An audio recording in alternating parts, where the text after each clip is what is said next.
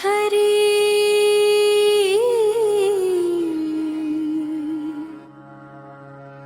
हरि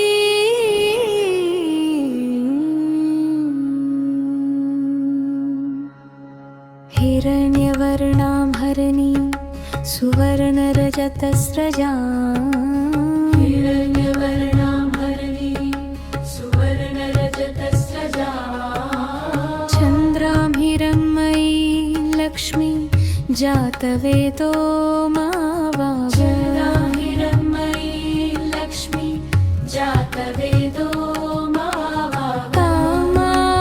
जातवेदो लक्ष्मीमनपगामिनी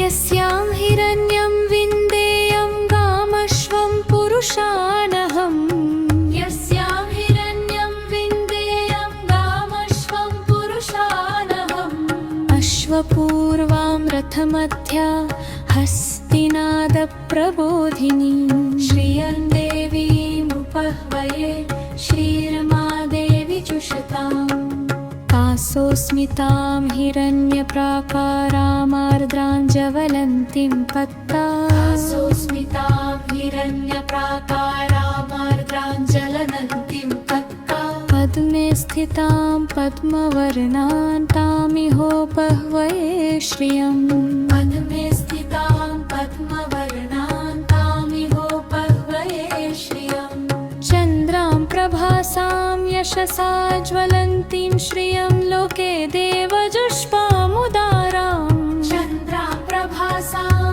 यशसा ज्वलन्तीं श्रियं लोके देवजुष्पामुदारां तां पद्मिनीमीं शरणमहं प्रपद्ये लक्ष्मीर्मे नश्यतां त्वां वृणे तां पद्मिनीमीं शरणमहं प्रपद्ये लक्ष्मीर्मे नश्यतां त्वां वृणे आदित्यवर्णे तपसोऽधिजातो वनस्पतिस्तव वृक्षोऽथ बिल्वः आदित्यवर्णे तपसोऽधिजातो वनस्पतिस्तव वृक्षोऽथ बिल्वः तस्य फलानि तपसानुदन्तु मायन्तरायाश्च बाह्या लक्ष्मी तस्य फलानि तपसानुदन्तु मायन्तरायाश्च बाह्या लक्ष्मी उपैतु मां देवसख कीर्तिश्च मणिना सह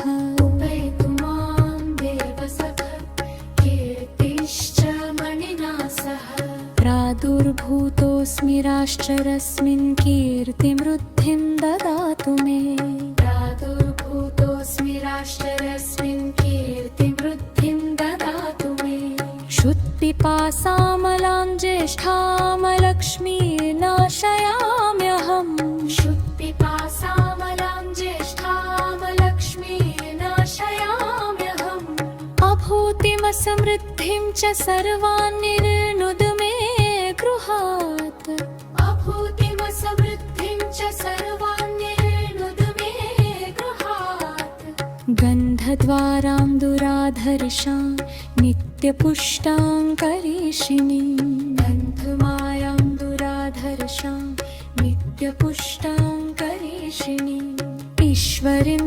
सर्वभूतानां तामिहोपह्वये श्रियम् ईश्वरीं सर्वभूतानां तामिहोपह्वये श्रियम् मनसः काममाकुतिं वाचः सत्यमशीमहि मनसः काममाकुतिं वाचः सत्यमशीमहि पशूनां रूपमन्यस्य मयि श्रीश्रयता यशः पशूनां रूपमन्यस्य मयि श्रीश्रयता यशः कर्दमेन प्रजा भूता मयि सम्भव कर्दम कर्दमेन प्रजा भूता मयि सम्भव कर्दम श्रियं वासय मे कुले मातरं पद्ममालिनी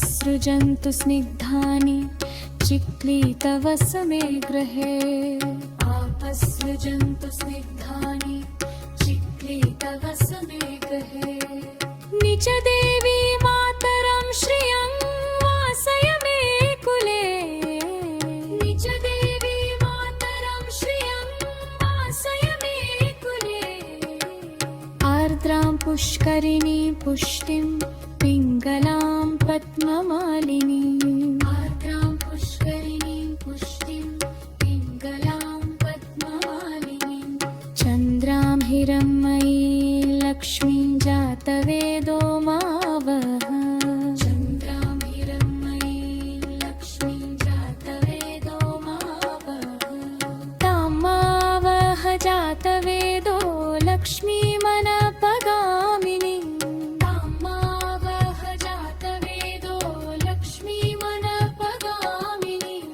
यस्यां हिरण्यं विन्देयं गामश्वं पुरुषानहम् यस्यां हिरण्यं विन्देयं गामश्वं पुरुषानहम् लित्तप्सा पद्महस्ता मम वसतुर्हे सर्वमामनियप्पा सा पद्महस्ता मम वसतुर्हे सर्वमामनियप्पा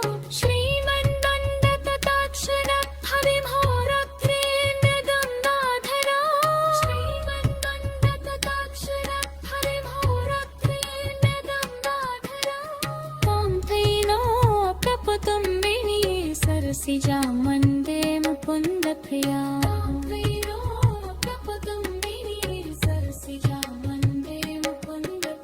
सुब्धलक्ष्मीरोक्षलक्ष्मी श्रीलक्ष्मी सरस्वती सुब्धलक्ष्मीरोक्षलक्ष्मी श्रीलक्ष्मी सरस्वती श्रीलक्ष्मीर्वरलक्ष्मीश्च प्रसन्ना मम सर्वदा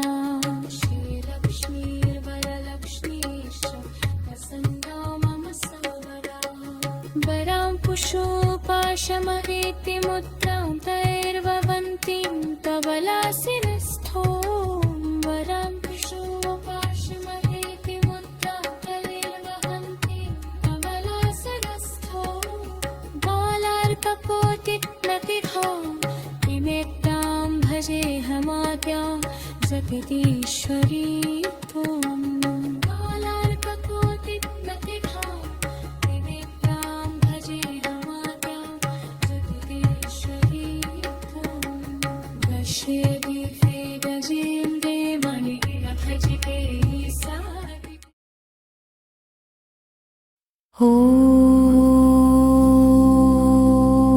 शान्ति शान्ति शान्ति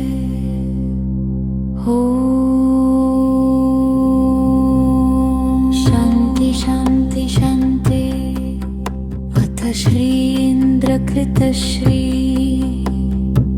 महालक्ष्मी अष्टकम् श्रीमहालक्ष्मी अष्टकम् श्रीगणेशाय नमः नमस्तेस्तु महामाये श्रीपीठे सूरपूजिते शङ्खचक्रगदाहस्ते महालक्ष्मी नमोऽस्तुते नमस्ते गरुडारूढे कोलासुरभयङ्करी सर्वपापहरे देवी महालक्ष्मी नमोऽस्तुते सर्वज्ञे सर्ववरदे सर्वदुष्टभयङ्करी सर्वदुःखहरे देवी महालक्ष्मी नमोऽस्तुते सिद्धिबुद्धि प्रदे देवी भुक्तिमुक्तिप्रदायिनी मन्त्रमूर्ति सदा देवी महालक्ष्मी नमोऽस्तुते शूलसूक्ष्ममहारौद्रे महाशक्ति महोदरे महापापहरे देवी महालक्ष्मी नमोऽस्तुते पद्मासनस्थिते देवी परब्रह्मस्वरूपिणी परमेशि जगन्मातर्व महालक्ष्मी नमोऽस्तुते। श्वेताम्बरधरे देवी नानालङ्कारभूषिते जगत्स्थिते जगन्मार्त महालक्ष्मी नमोऽस्तुते। इतीन्द्रकृत श्रीमहालक्ष्मी अष्टकस्तवः सम्पूर्णम्। इतीन्द्रकृत श्रीमहालक्ष्मी अष्टकस्तवः सम्पूर्णम्। इतीन्द्रकृत श्रीमहालक्ष्मी अष्टकस्तवः सम्पूर्णम्।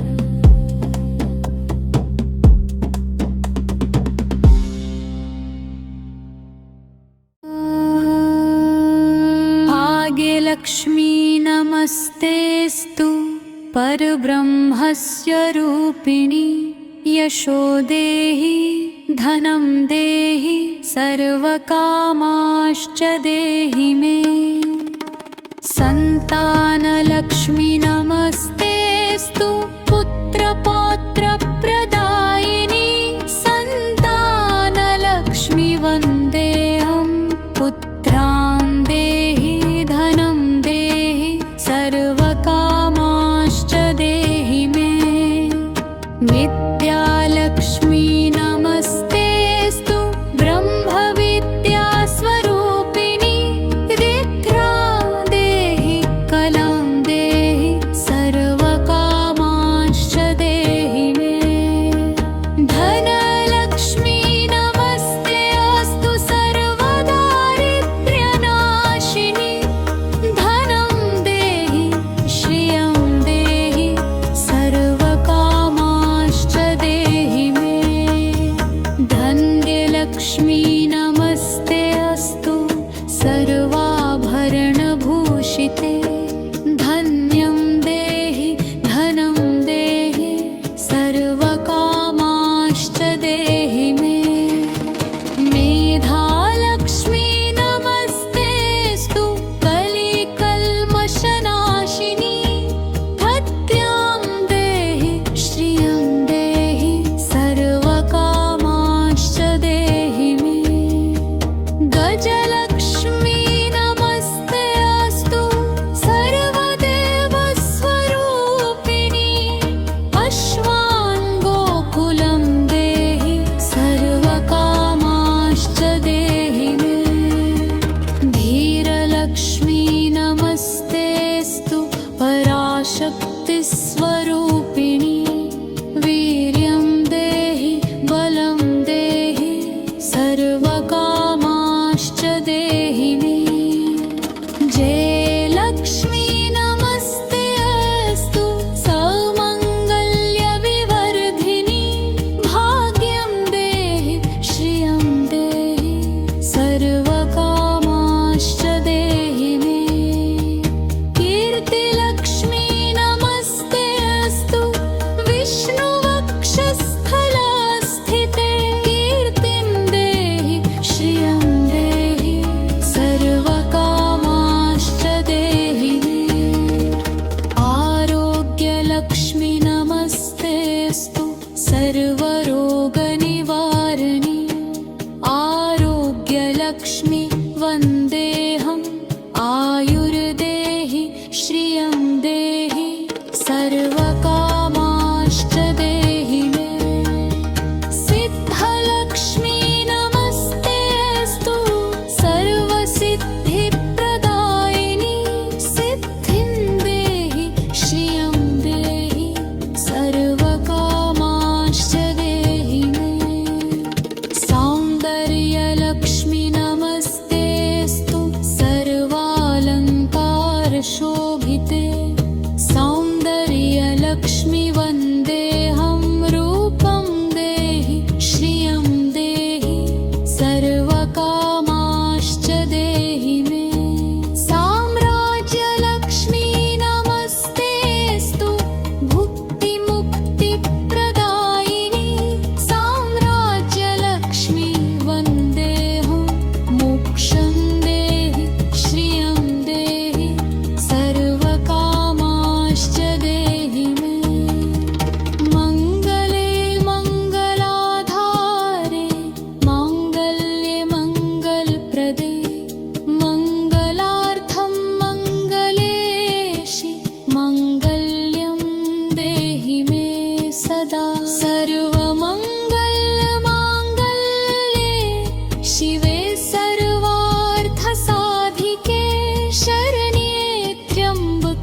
देवी नारायणी नमोऽस्तुते। शुभं भवतु कल्याणी आयुरारोग्यसम्पदां मम शत्रुविनाशाय दीपज्योति नमोऽस्तुते। दीपज्योति नमस्तेऽस्तु।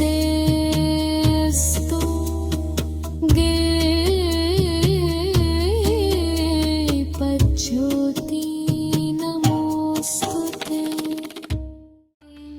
अङ्गं हरे पुलकभूषणमाश्रयन्ती गङ्गाङ्गनेव मुकुलाभरणं तमालम् अङ्गीकृताखिलविभूतिरपाङ्गलीला माङ्गल्यदास्तु मम मङ्गलदेवतायाः। मुग्धा मुहुर्विदधति वदने मुरारे प्रेमत्रपा प्रणिहितानि गतानि मालादृशोर्मधुकर इव महोत्पलया सा मे श्रियं दिशतु सागरसम्भवाय।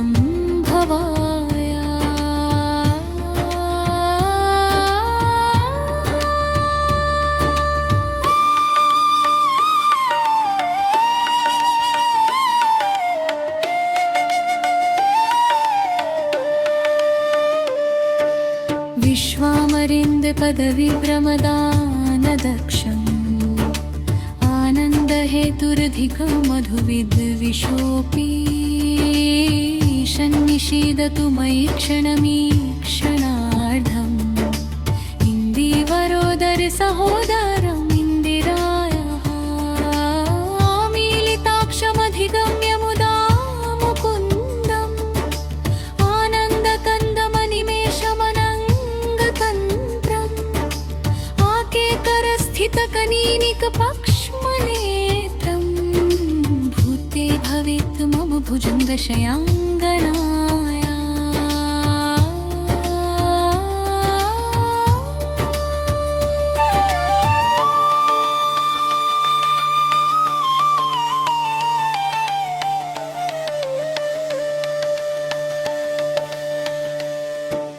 बाह्यन्तरे मधुजितश्रितकौस्तुभेया हारावलीव हरिनीलमयी विभाति कामप्रदा भगवतोऽपि ककक्षमाला कल्याणमावहतु मे कमलालयाया। कालाम्बुदालिललितोरसिकैर्गफारे धाराधरे स्फुरति या तडिदङ्गने वा मातुः समस्तजगतां महनीयमूर्तिः भद्राणि मे दिशतु भार्गवनन्दनाय।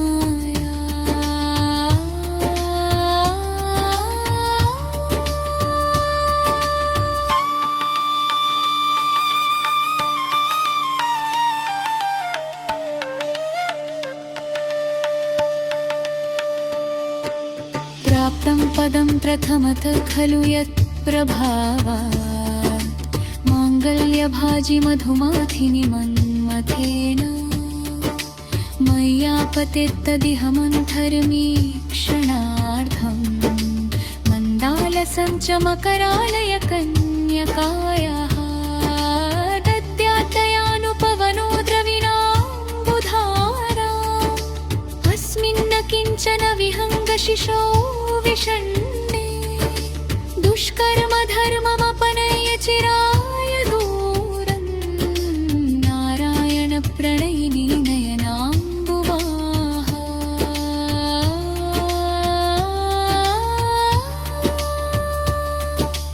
इष्काविशिष्टमतयोऽपि यया दयार्दर दृष्ट्या त्रिविष्टपपदं सुलभं लभन्ते दृष्टिः प्रहृष्टकमलोदरवीतिरीशा पुष्टिं कृषिष्ट मम पुष्करविस्तराय।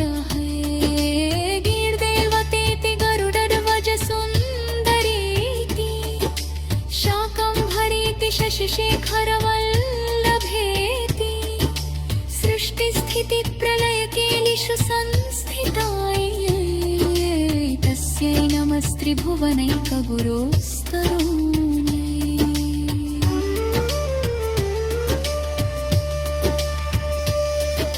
शक्त्यै नमोऽस्तु शुभकर्मफलप्रसूत्यै।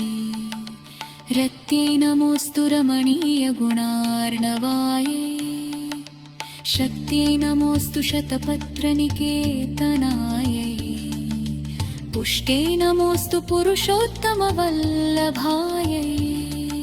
नमोऽस्तु नालीकनिभानायै।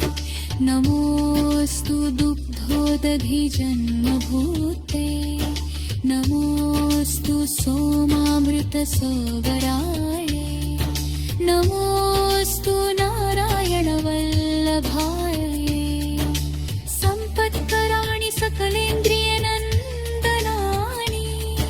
साम्राज्यदानविभवानि सरोरुहाक्षि।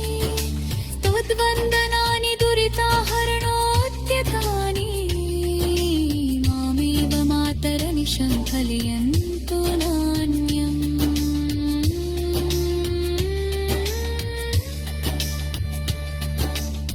यत्कटाक्षसमुपासनाविधि सेवकस्य सकलार्थसम्पदः। सन्तनोति वचनाङ्गमामसै। त्वां मुरारिहृदयेश्वरीं भजे। सरसिजने सरोजहस्ते। धवलतरांशुकगन्धमाल्यशोभे। भगवति हरिवल्लभे मनोमे। त्रिभुवनभूतिकरिप्रसीद महिम्। मिथस्तिमिरापरतकुम्भमुखावसिष्ट। सर्वाहिनी विवरचर्जरक्तताम्बिम्। काकर्णमानि जगति गिरिमशेष। मोपथिनाथं बहिरीमन्युताधिवन्ति।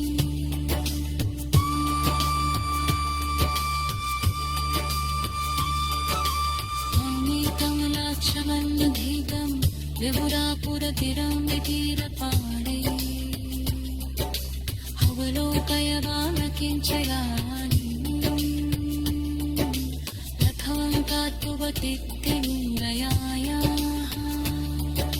समन्वये स्तुतिथिरङ्गजशम्बरं तं। त्रिभुवनवार्वरवन्दमा।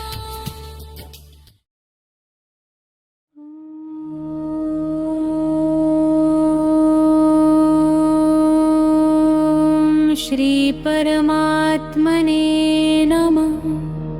नारायणं नमस्कृत्य नरं चैव नरोत्तमं। देवीं सरस्वतीं व्यासं ततो जयमुदीरयेत् हरि। शुक्लाम्बरधरं विष्णुं शशिवर्णं चतुर्भुजं प्रसन्नवदनं ध्यायेत् सर्वविघ्नोपशान्तये।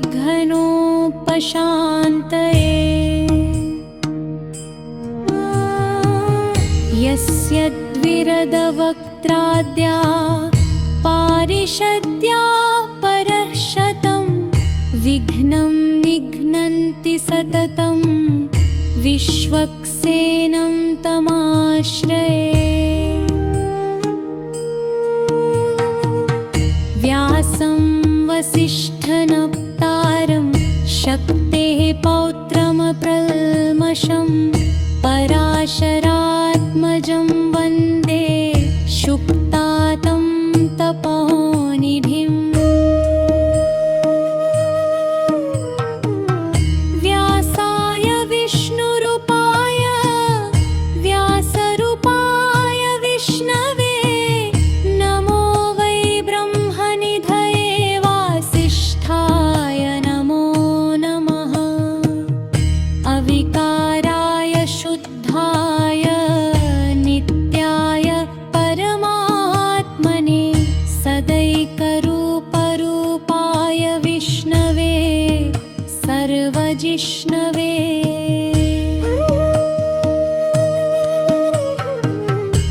यस्य स्मरणमात्रेण जन्म संसारबन्धनात् विमुच्यते नमस्तस्मै विष्णवे प्रभविष्णवे ॐ नमो विष्णवे प्रभविष्णवे श्रीवैशम्पायन उवाच श्रुत्वा धर्मानशेषेण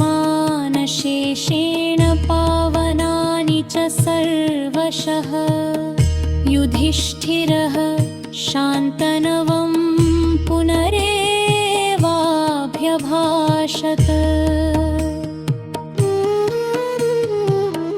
युधिष्ठिर उवाच किमेकं दैवतं लोके किं वाप्येकं परायणम् स्तुवन्तः कङ्कमर्चन्त प्राप्नुयुर्मानवा शुभम् को धर्मः सर्वधर्माणां भवतः परमो मतः किं जपन्मुच्यते जन्तुर्जन्म संसारबन्धनात्।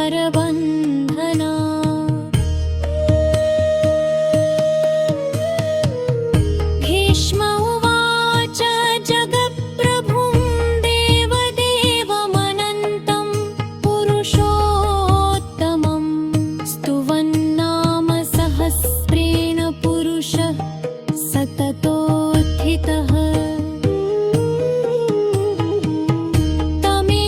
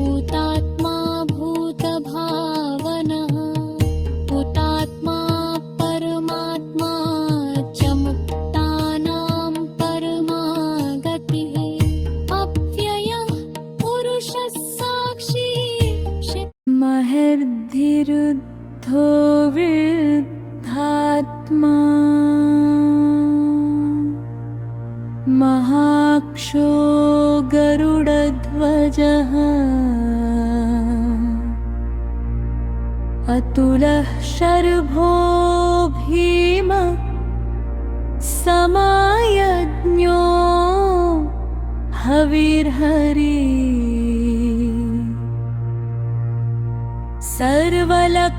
सर्वलक्षणलक्षण्यो लक्ष्मीवान् समितिञ्जयः विक्षरोहितो मार्गो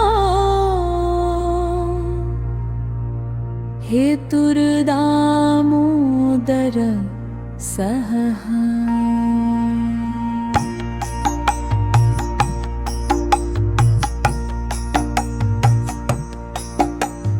महीधरो महाभागो वेगवानमिताशनः उद्भवक्षोभणो देव श्रीगर्भः परमेश्वरः करणं कारणं कर्ता विकर्ता गहनो गुहः व्यवसायो व्यवस्थान संस्थानस्थानदो ध्रुवः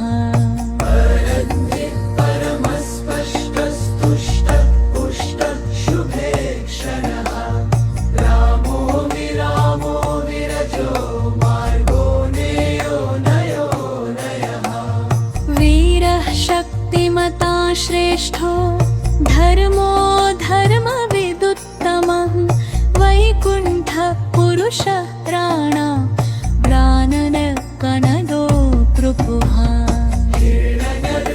शत्रुघ्नो व्याप्तो वायुरधोक्षजः ऋतुः सुदर्शनः कालः परमेष्टि परिग्रहः उग्रः संवत्सरो दक्षो विश्रामो विश्वदक्षिणः विस्तारस्थावरस्थाणु रमाणं बीजमव्ययम् अर्थोऽनर्थो महाकोशो महाभोगो महाधनः अनिर्विण्णस्तविष्टो ऊर्ध्वमयूपो महामखः नक्षत्रनेमिर्नक्षत्री क्षमः क्षामः समीहनः यज्ञ इज्जो महेज्यश्च क्रतुः सत्रं सताङ्गतिः सर्वदर्शी विमुक्तात्मा सर्वज्ञो जनमुत्तमं सुरतः सुमुखसूक्ष्मं सुघोषः सुखदः सुहृत् मनोहरो जित्तग्रोधो वीरबाहुर्विदारणः स्वापनः स्ववशो व्यापिनैकात्मानैककर्मकृत् वत्सलो वत्सलो वत्सी रत्नगर्भो धनेश्वरः धर्मगुप्धर्मकृत् धर्मी सदसक्षरमक्षरम् अविज्ञाता सहस्रांशुर्विधाता कृतलक्षणः गभस्तिनेमिः सत्त्वस्थ सिंहो भूतमहेश्वरः आदिदेवो महादेवो देवेशो देवभृत्तुः उत्तरो गोपतिर्गोप्ता ज्ञानगम्यः पुरातनः शरीरभूतभृद्भोक्ता कपीन्द्रो भूरि दक्षिणः सोमपोऽमृतपः सोमः पुरुजित् पुरुषः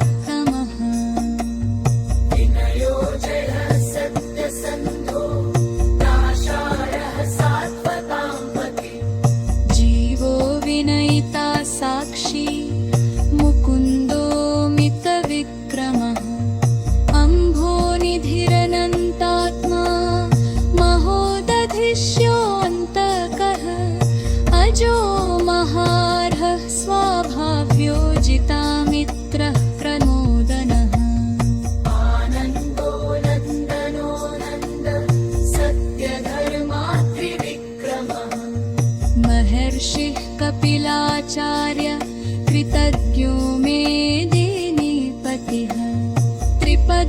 त्रिदशाध्यक्षो महाशृण्यः कृतान्तघत महावराहो गोविन्द सुषेणः कनकाङ्गदी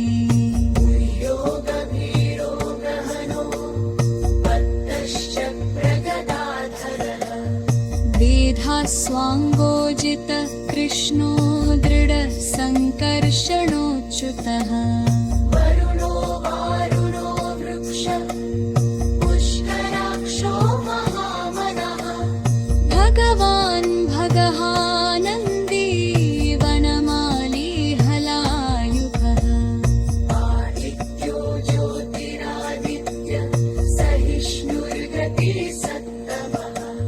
सुधन्वा खण्डपरशुरदा रुणो द्रविणं प्रदः दिवि स्पृक् सर्वभृत्यासो वाचस्पतिरयो निजः त्रिसामासामगः सामाजिर्बायो भेषजं विशख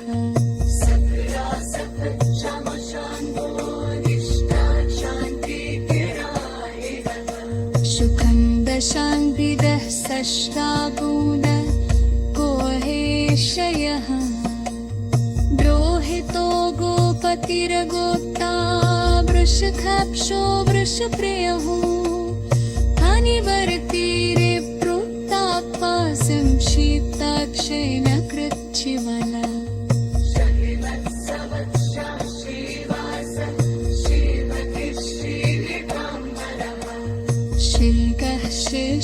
श्रीनिवासः श्रीनिभिः श्रीविकाननः श्रीकरः श्रीकरः श्रियः श्रीनाललोकत्रयाश्रयः साक्षः स्वन्नः शतारङ्गो अनन्तिर्ज्योतिर्मनश्वरः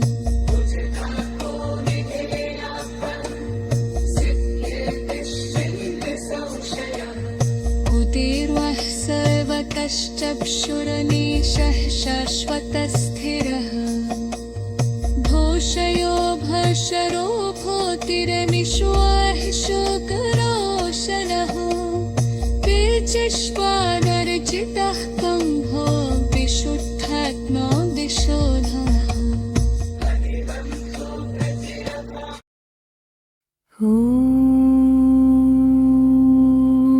शान्ति शान्ति शान्ति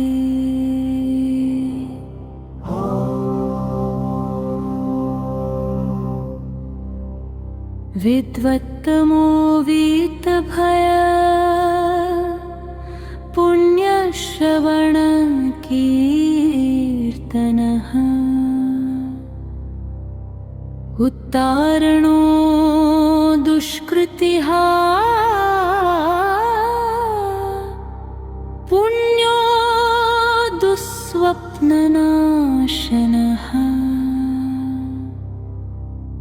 वीरः रक्षणः सन्तो जीवनः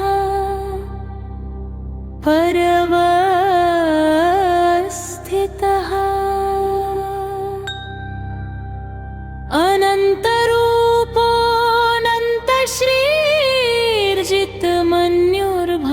अनन्तरूपोऽनन्तश्रीर्जितमन्युर्भयापहः चतुरश्रो गभीरात्मा विदिशो व्यादिशो दिशः अनादिर्भूर्भुवो लक्ष्मी सुवीरो रुचिरङ्गदः जननो जनजनमादिर्भीमो भीमपराक्रमः आधारनिलयो धाता पुष्पः सप्रजागरः पूर्वः सत्पथाचार प्राणः प्रणवपनः प्रमाणं प्राणनिलयः प्राणभृत् प्राणजीवनः तत्त्वं तत्त्वविदेकात्मा जन्म मृत्युजरातिगः भूर्भुवः स्वस्तरुस्तारः सविता प्रपितामहः यज्ञो यज्ञपति यजो यज्ञङ्गो यज्ञवर्जनः यज्ञभृत्वज्ञभृत् यज्ञी यज्ञभुक् यज्ञसाधनः यज्ञभूह्यमन्नमन्नादैव च आत्मयोनि स्वयं जातो वैखानः सामगायनः देवकी नन्दन गगनस्रष्टा क्षितीश पापनाशनः शङ्खवृन्नन्दकी चक्री शारङ्गधन्वा गदाधरः रथाङ्गपाणिरक्षोभ्य सर्वप्रहरणायुधः ॐ नमैते वनमाली गदी शार्ङ्गी शङ्खी चक्री च नन्दकी श्रीमान्नारायणो विष्णुर्वासुदेवोऽभिरक्षतु शान्ति शान्ति शान्ति शान्ति शान्ति शान्ति ॐ शान्ति शान्ति शान्ति शान्ति ॐ शान्ति शान्ति शान्ति